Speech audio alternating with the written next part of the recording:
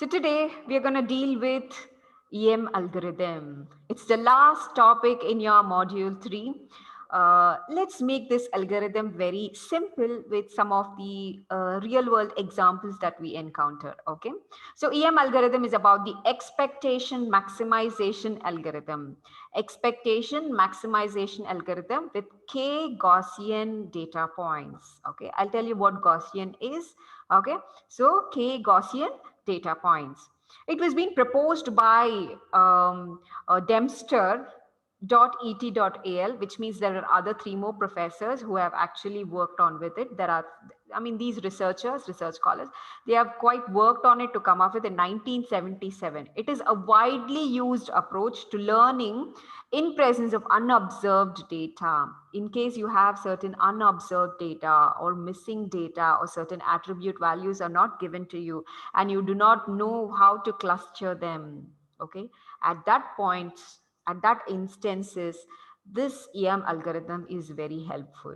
Okay, it is a widely used approach. It is one of the unsupervised clustering algorithm. The basis of it is for the unsupervised clustering algorithm. We already know what supervised learning, unsupervised learning, and reinforcement learning is.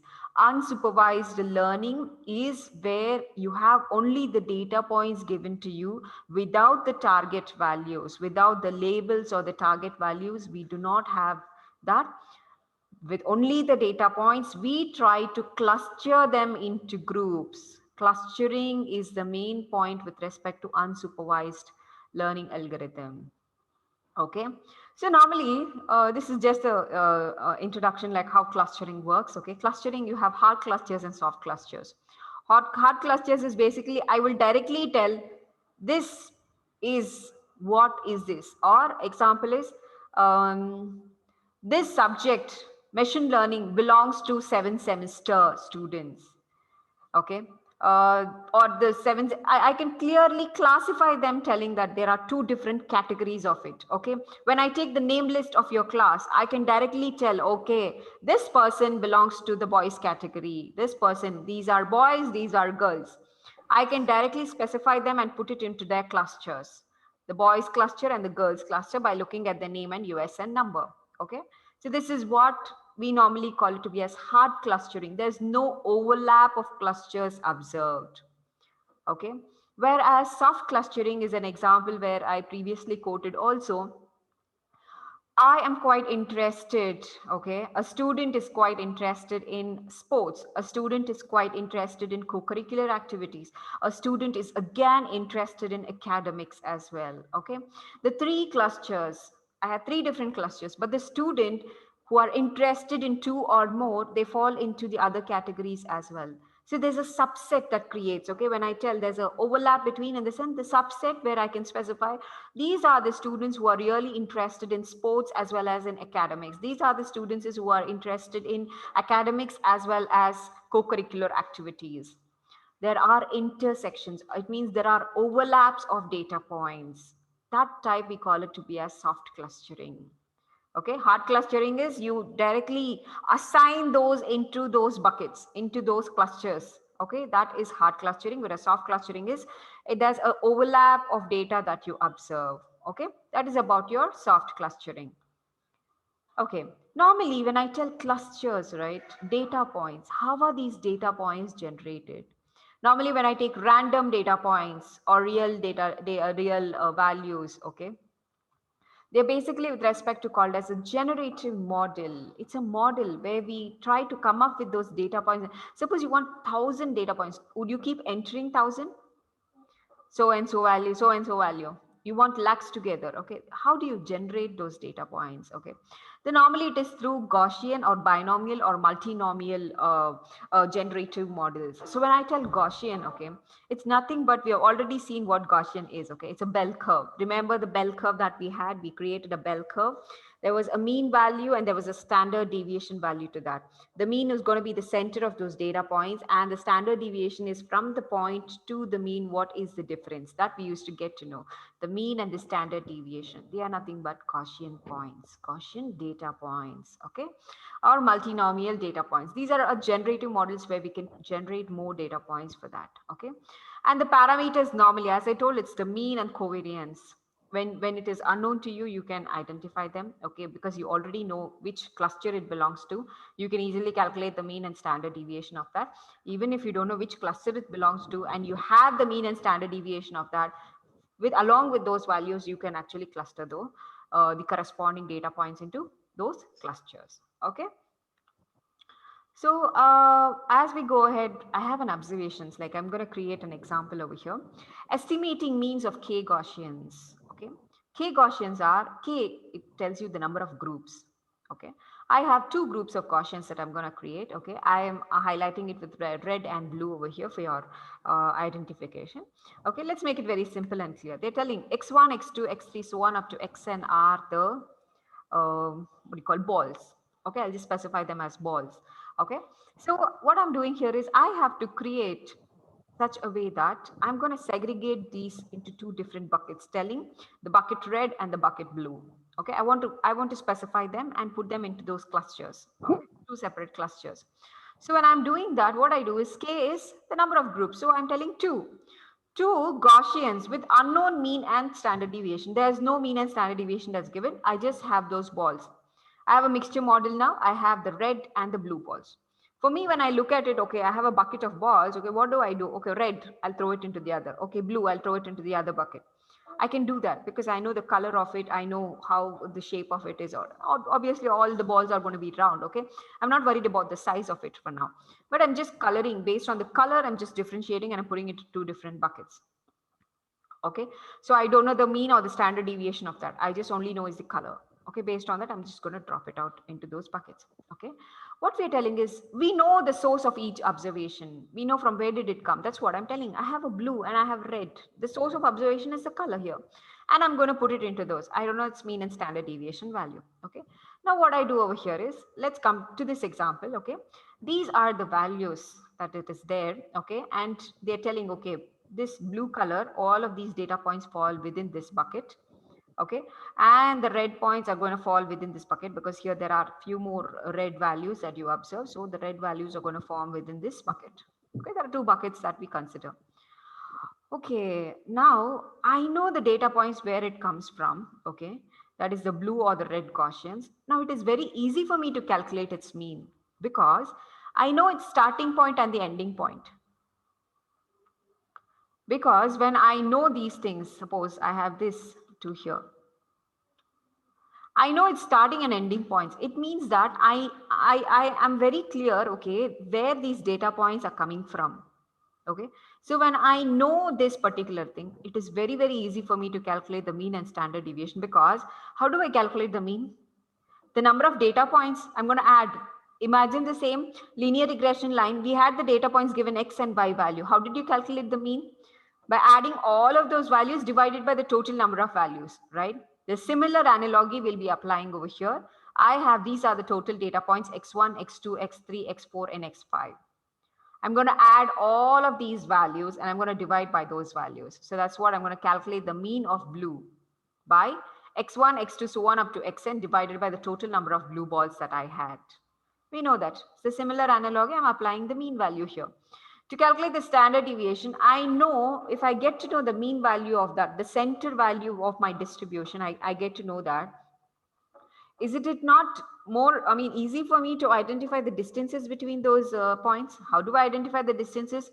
It's basically X1. Suppose I consider this is X1 and this is the mean value of red. Okay, X1 minus of mean is basically my standard deviation, right?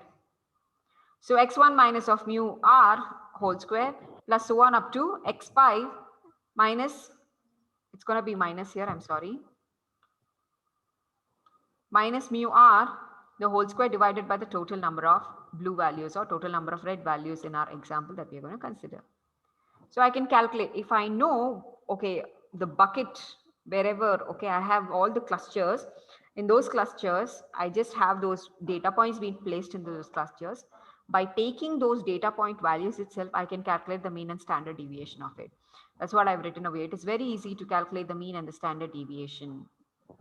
The next, what in case we cannot know the source of it? since we know it's going to fall into these buckets, it was very easy for us to calculate the mean and standard deviation. If we don't know, we have now a mixture model of blue and red. Okay, we don't know whether it is blue or whether it is red, whether it has to fall into those. We just have balls with us now. How are we going to do? We do not have anything related to that. We just have a mixture model. Okay, we don't know these data points where it is going to fall. We don't have the source from where it has come also. So when that is the case, okay, which point belongs to red, which point belongs to blue, I really don't know. Example is, I'll just show you here. Something like this. How do I know from where it is coming? Whether it is a blue one, when I'm considering this, whether it is a blue or red, how do I know? I don't know anything. How do I really get to know that? Okay. Can we fit the Gaussian distributions? Which point lies where? Okay, which means that initially the first case we saw was, we know where the data points came from. We calculated the mean and standard deviation. It was easy. Now we don't know from where it has come, but it is associated with its mean and standard deviation. So case one was, we had the source of it, we did not have the mean and standard deviation. Case two, we don't know from where it has come, but we have its mean and standard deviation value. So when I have the mean and standard deviation value, so when I know, okay, the mean value and its standard deviation, that this data point is distance from so and so, can't I cluster them now into two separate groups by considering those values? That's what we are trying over here. Okay, so a mixture model, it is a bunch of data points where we need to predict its probabilities to which source the data point belongs to. Now what are we going? We have the data points. I have a mixture of all of these balls. There's no colors given to it. Okay, I'm blindfolded. I have those balls with me right now.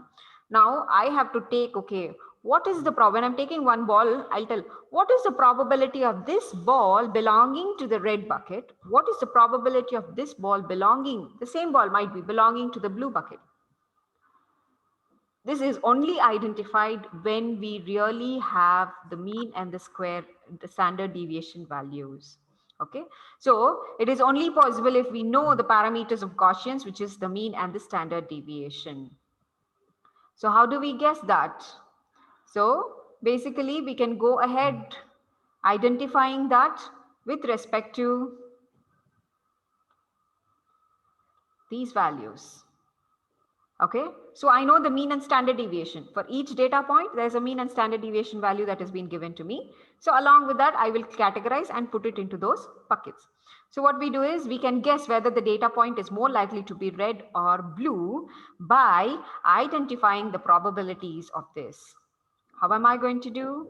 The probability of blue with respect to the given point, given ball, with whenever I'm blindfolded now, I'm just taking one ball and I don't know which color it is also. I'm taking that ball. I have to identify this.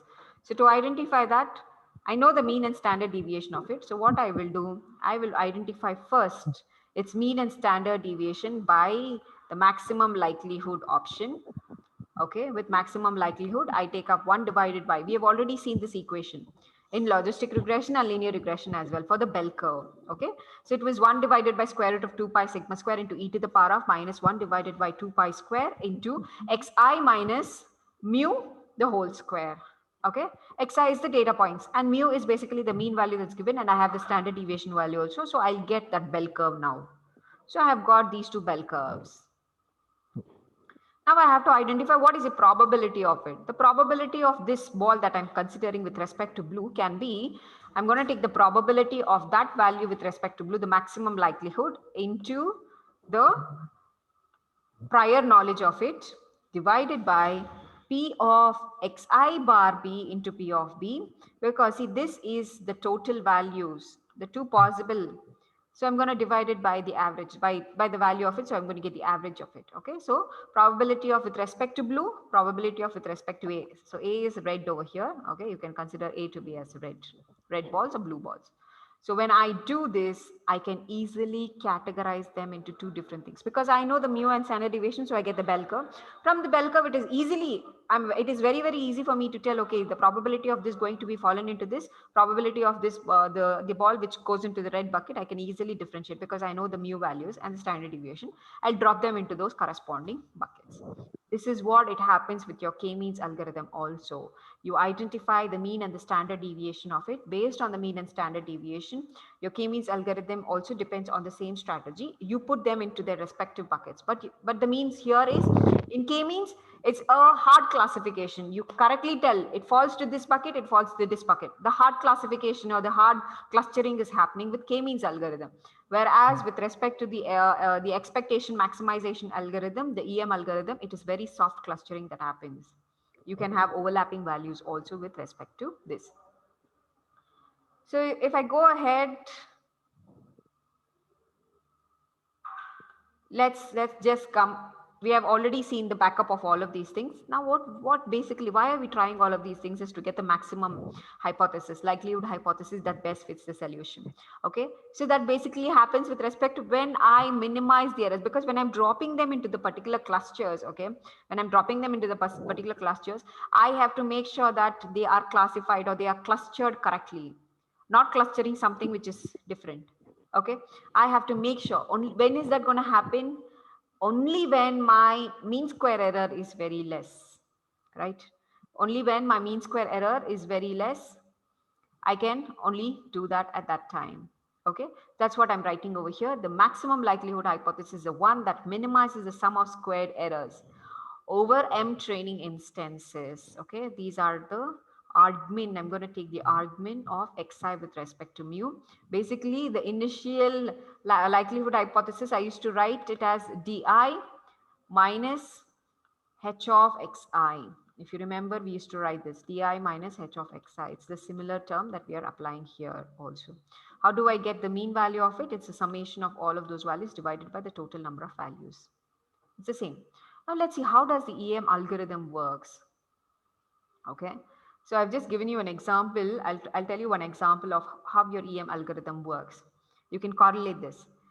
Suppose you have lost your bike key, okay, or you lost your house key. What do? And you have 100 keys given to you. You have to try it, trial and error method. You have to try it and see whether that fits your door key or not, or your bike key. Okay, you have lost it in the college campus, your bike key, and you have all your friends giving their keys for you to try out. So in that case, it's like you have almost, let me consider your class itself, around 80 people in the class. Okay, now you have this bike key given to you, 80 bike keys, and you have to try one after the other going ahead. The simplest way is, okay, you can either get your spare key of it, fine. Okay, that's secondary. But right now we're just considering telling that I'm going to try and error that particular part of it. Okay, so in that case, what I'm doing is start. I'm going to start my tech. First, I'll take one value of it. I have all the initial values for that. Initial values in the sense, I have my bike ready here, or I have my door ready. I have to start going ahead with the keys. The first step that we do is I'll take up the first key. Okay, the first key, and I put it into the door and I'm trying to open it. When I'm placing that into it, how do I get to know? Here right now, I've taken a random value of it. Okay, I've taken a random key, first random key, and trying it to open my door. Okay, here in the EM step also, what we do is view the observations, whatever is there, view it, whatever the data points you have, view it, whatever is missing, okay, whatever is missing, try to fit some value within the missing data. Just try to fit some of the values within the missing data to make sure that you have, okay, is it going the trial and error method is happening or not.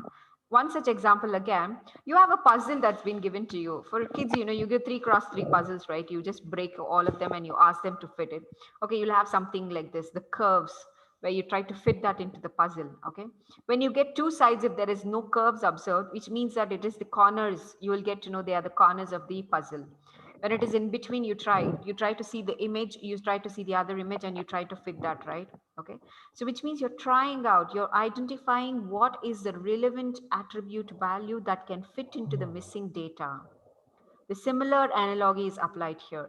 E step, which is nothing but the expectation step, is view all your observations, view all your data points, the 9 puzzles that you have. One is missing, okay, one block is missing, you have 8 puzzles.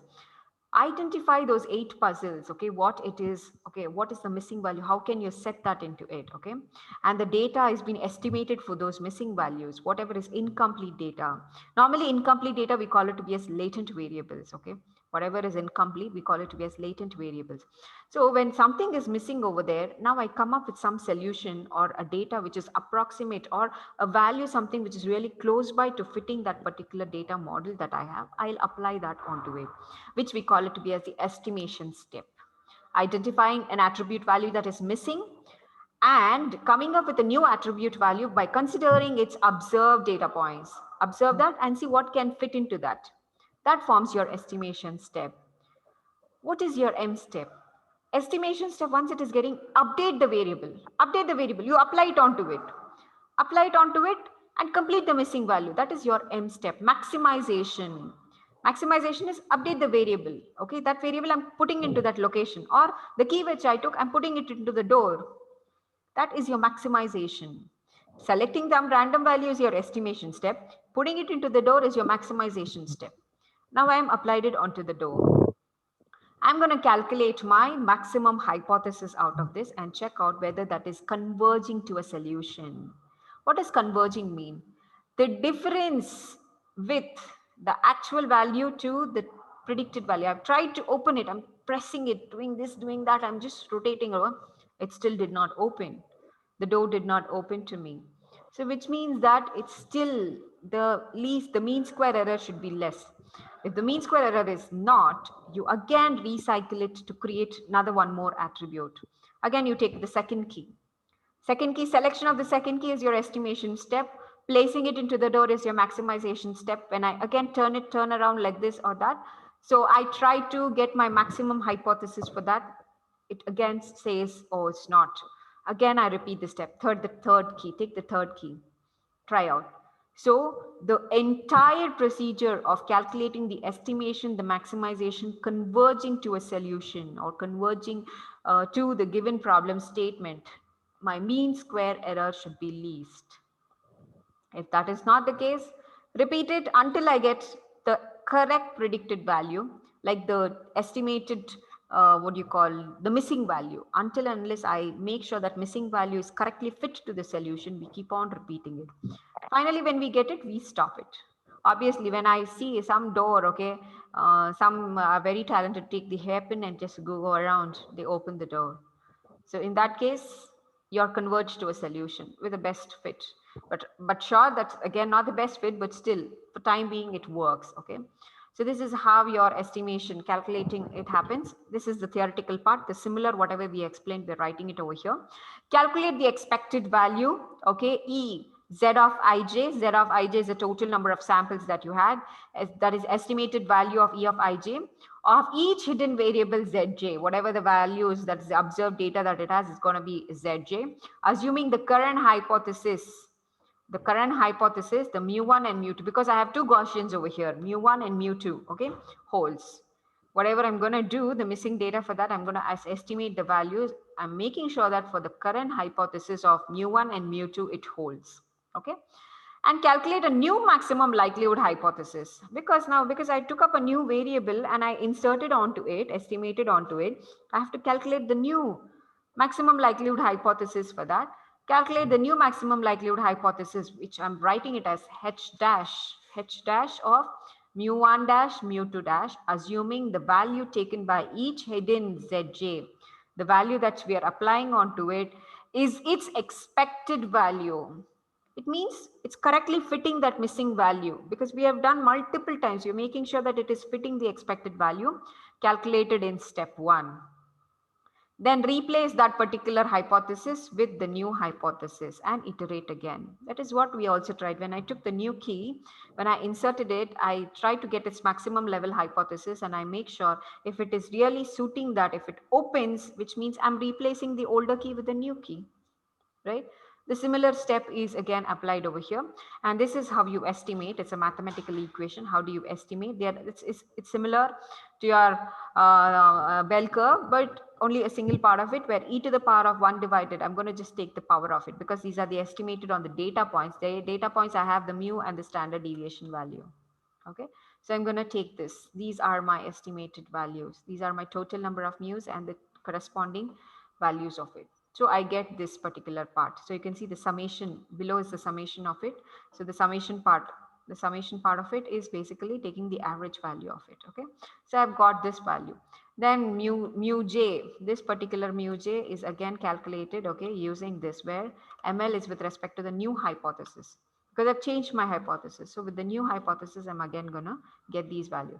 This is with respect to your EM algorithm working. Okay, let's give a general statement for that. Okay, general statement of how this algorithm works. Okay, so the general statement of that is going to be here, where we are writing it called as Q.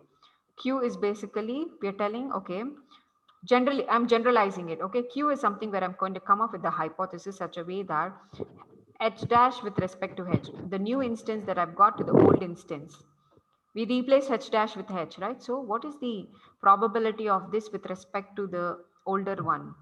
The value, the key that I've took up, what is the probability of it? It can open the door.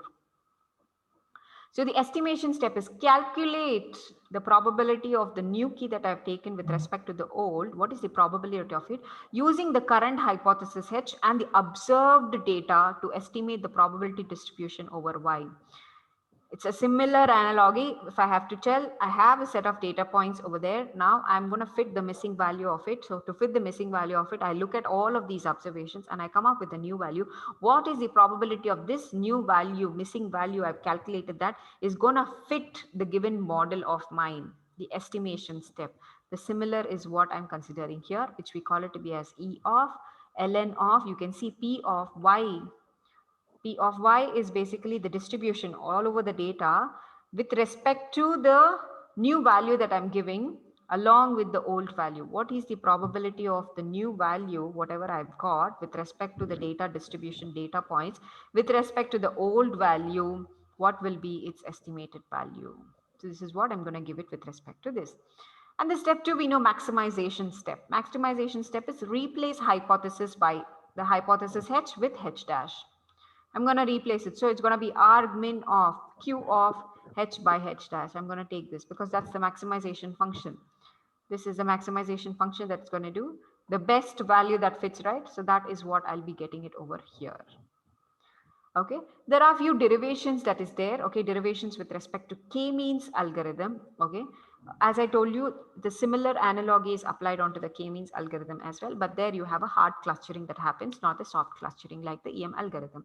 The derivations are similar with respect to the previous derivations that we have taken up. Okay, we have seen the derivations of gradient descent. We have seen the derivations of how the maximum likelihood hypothesis come up, or the previous step of naive Bayes also we have seen Bayesian belief networks.